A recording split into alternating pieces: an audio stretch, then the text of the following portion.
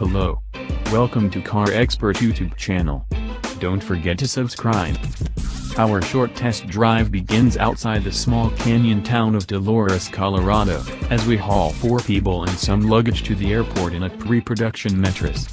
Normally test programs staged by automakers are a little contrived. Many feature an off-road course or track time for even the most mundane vehicles, but our stint behind the wheel of the Metris is almost exactly how the van could be used in real life. We make our way along Colorado's winding highways, cruising around 60 miles per hour for much of it.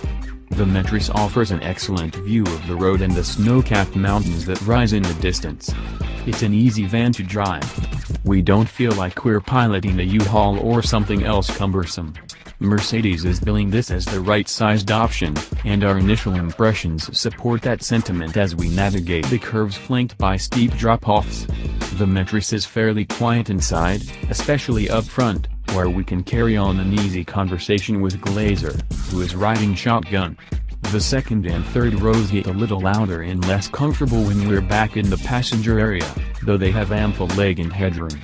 The chassis does an acceptable job of cushioning bumps and road ruts, which we feel often enough, though it's in line with other work vans. The Metris is powered by a familiar engine, Mercedes 2.0-liter turbocharged 4-cylinder that's found in the CLA and C-Class, rated at 208 horsepower and 258 pound-feet of torque.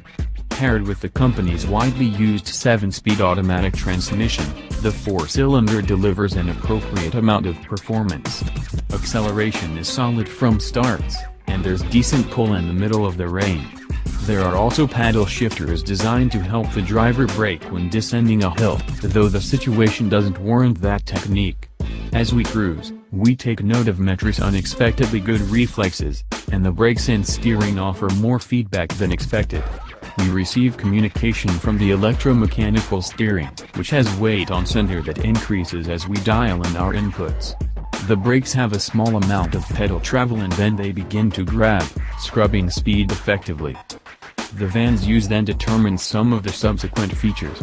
A passenger variant can be outfitted to seat up to 8, equipped with a suspension tuned for comfort.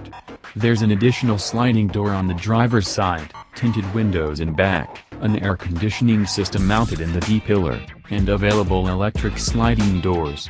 The cargo version, meanwhile, can accommodate payloads up to 2,502 pounds and has 186 cubic feet of room in back. As evidenced by the drivetrain, Mercedes has carefully considered the Metris and its possible uses in the US market, but it's also open to evolving the product. Vans date back almost as far as cars in the rich history of Mercedes, and they're a major part of its business model around the world. Now that strategy comes the United States. Our short test drive showcased the potential. Yes, Mercedes has pitched a tent in the van market, but it's building a permanent home in America.